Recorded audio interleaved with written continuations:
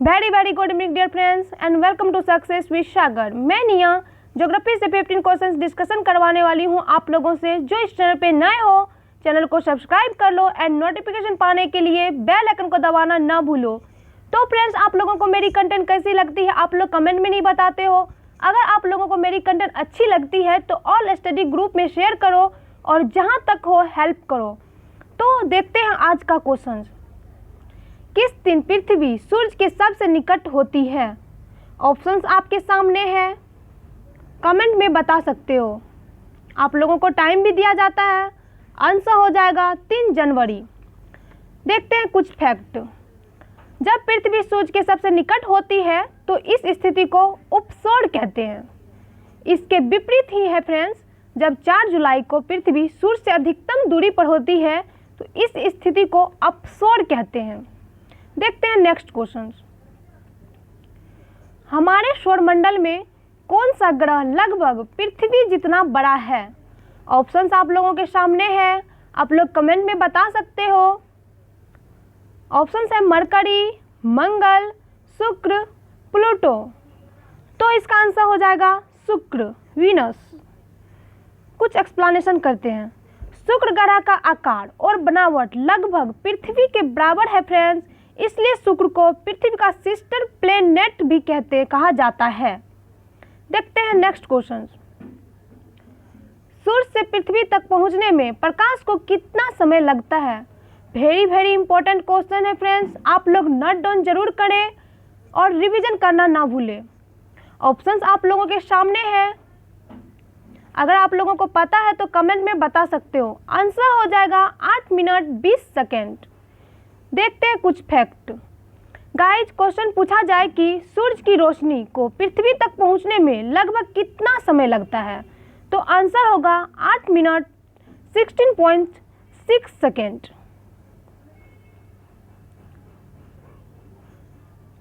देखते हैं next question. हम सदैव चंद्रमा के उसी पृष्ठ को देखते हैं क्योंकि ऑप्शंस है यह पृथ्वी से छोटा है, यह पृथ्वी की विपरीत दिशा में अपनी धुरी पर घूमता है, यह पृथ्वी का चक्कर लगाने और अपनी धुरी पर घूमने में समान समय लेता है, यह उतनी ही गति से घूमता है जितनी कि पृथ्वी सूरज के चारों ओर घूमती है। तो फ्रेंड्स, इसे पॉज करके बनाओ ताकि क्वेश्चन आंसर गलत ना हो। तो कमेंट में बता सकते हो। इसका आंसर हो जाएगा सी, यह पृथ्वी का चक्कर लगाने और अपनी धुरी पर घूमने में समान समय लेता है। देखते हैं कुछ फैक्ट। चंद्रमा की अक्षीय और कक्षीय गति समान होने के कारण ही सदैव चंद्रमा के केवल एक ही पृष्ठ को देखा जा सकता है। चंद्रमा के 59% भाग को ही फ्रेंड्स पृथ्वी की सतह से देखा जा सकता है, 59% को ही, और 18% भाग को कुछ निश्चित समय पर देखा जा सकता है। देखते हैं नेक्स्ट क्वेश्चन। वायुमंडल नाइट्रोजन का प्रतिशत कितना होता है? सॉरी फ्रेंड्स, यहाँ पे में होगा। वायुमंडल में नाइट्रोजन का प्रतिशत कितना होता है? आंसर्स है आप लोगों के सामने, आप लोग कमेंट में बता सकते हो। तो इसका आंसर हो जाएगा 78.03। देखते हैं कुछ फैक्ट। वायुमंडल में उपस्थित गैसें हैं nitrogen, oxygen, argon, carbon dioxide. वायुमंडल में फ्रेंड्स घनत्व के अनुसार सर्वाधिक मात्रा नाइट्रोजन की ही है। देखते हैं नेक्स्ट क्वेश्चन। निम्नतर वायुमंडल में गैसों की सर्वाधिक मात्रा किससे मिलकर बनती है? ऑप्शंस है hydrogen, carbon dioxide, oxygen, nitrogen. तो आंसर हो जाएगा नाइट्रोजन। देखते हैं नेक्स्ट क्वेश्चन। कर्क रेखा नहीं गुजरती है। फ्रेंड्स, वेरी इंपॉर्टेंट क्वेश्चन है। आप लोगों को मैं ट्रिक भी बताने वाली हूँ याद रखने के लिए। तो इसका आंसर हो जाएगा पाकिस्तान से। कर्क रेखा पाकिस्तान से नहीं गुजरती है, जबकि फ्रेंड्स भारत, बांग्लादेश एवं म्यांमार से होकर यह गुजरती है। अगर राज्य की बात की जाए तो यह 8 राज्यों से होकर गुजरती है फ्रेंड्स। राज्य के नाम है राजस्थान, मध्य प्रदेश, छत्तीसगढ़, झारखंड, पश्चिम बंगाल, त्रिपुरा तथा मिजोरम।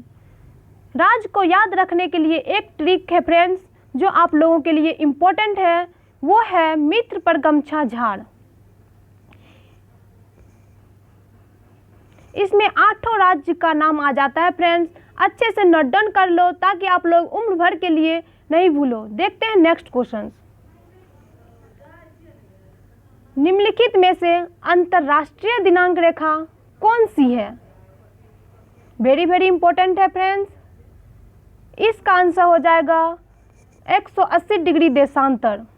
तो फ्रेंड्स 180 डिग्री देशांतर पर पूरब से पश्चिम जाने पर एक दिन कम हो जाता है और पश्चिम से पूरब जाने पर एक दिन बढ़ जाता है। देखते हैं नेक्स्ट क्वेश्चन। भूमध्य रेखा निम्नलिखित में से किस देश से होकर नहीं गुजरती है? ऑप्शंस है इंडोनेशिया, ब्राज़ील, केन्या, मैक्सिको। आप लोगों के सामने है, आप लोग कमेंट में बता सकते हो। फटाफट जवाब दो। आंसर हो जाएगा मैक्सिको। देखते हैं कुछ फैक्ट फ्रेंड्स। भूमध्य रेखा जो है फ्रेंड्स निम्न देशों से होकर गुजरती है: Congo, Kenya, Indonesia, Brazil, Somalia, Colombia तथा मालदीव। देखते हैं नेक्स्ट क्वेश्चन। राष्ट्रीय बाढ़ आयोग RBA किससे संबंधित है? ऑप्शंस आपके सामने है, आप लोग कमेंट में बता सकते हो क्योंकि ये वेरी वेरी इंपॉर्टेंट क्वेश्चन है फ्रेंड्स। तो इसका आंसर हो जाएगा बाढ़। देखते हैं नेक्स्ट क्वेश्चन। कौन सी सीमा रेखा भारत को पाकिस्तान से अलग करती है? वेरी वेरी इंपॉर्टेंट क्वेश्चन है फ्रेंड्स। आप लोगों के लिए सिलेक्टिव क्वेश्चन लाया जाता है, तो आप लोग अच्छे से पढ़ाई करो, अच्छे से फटाफट जॉब लो। तो इसका आंसर हो जाएगा रेड क्लिफ रेखा। देखते हैं कुछ फैक्ट। इस रेखा का निर्धारण सिरिल रेडक्लिफ नामक ब्रिटिश वकील ने भारत पाकिस्तान विभाजन के संदर्भ में किया था फ्रेंड्स। भारत और चीन के बीच अगर पूछा जाए कौन सी सीमा रेखा है तो वो मैकमोहन रेखा हो जाएगा। अगर डुरंड रेखा पूछा जाए तो वो पाकिस्तान और अफगानिस्तान के बीच सीमा रेखा बनाती है। देखते हैं नेक्स्ट क्वेश्चन। हिमालयी पर्वत श्रृंखला किसका उदाहरण है? ऑप्शंस आप लोगों के सामने है, ज्वालामुखी पर्वत, अवशिष्ट पर्वत, ब्लॉक पर्वत, वलित पर्वत। तो फ्रेंड्स इसका आंसर हो जाएगा वलित पर्वत। देखते हैं नेक्स्ट क्वेश्चन। सहारा अफ्रीका के किस हिस्से में स्थित है? ऑप्शंस आप लोगों के सामने है, कमेंट में बता सकते हो। तो इसका आंसर हो जाएगा उत्तरी। तो फ्रेंड्स सहारा मरुस्थल विश्व का सबसे विशाल उष्ण मरुस्थल है। देखते हैं नेक्स्ट क्वेश्चन। भारत के साथ सबसे लंबी अंतर्राष्ट्रीय सीमा निम्नलिखित में से किस देश की है? ऑप्शंस आप लोगों के सामने है, तो आंसर हो जाएगा बांग्लादेश। देखते हैं कुछ फैक्ट। भारत के पश्चिम बंगाल, त्रिपुरा, असम, मेघालय और मिजोरम राज्य बांग्लादेश की सीमा को स्पर्श करती है। बांग्लादेश का कैपिटल फ्रेंड्स ढाका है। और भूटान का पूछा जाए तो वह थिम्पू है। चीन का बीजिंग हो जाएगा कैपिटल और पाकिस्तान का इस्लामाबाद। देखते हैं नेक्स्ट क्वेश्चन। 3 बीघा कॉरिडोर जोड़ता है? वेरी वेरी इंपॉर्टेंट क्वेश्चन है फ्रेंड्स। तो आंसर हो जाएगा बांग्लादेश और भारत को। कुछ फैक्ट देखते हैं। इसका संबंध भारत के पश्चिम बंगाल राज्य और बांग्लादेश सीमा से संबंधित है। तो फ्रेंड्स आज मैंने 15 क्वेश्चंस का डिस्कशन किया। अगर आप लोगों को अच्छा लगे तो ऑल स्टडी ग्रुप में ज़रूर शेयर करें। Thank you, bye bye, take care.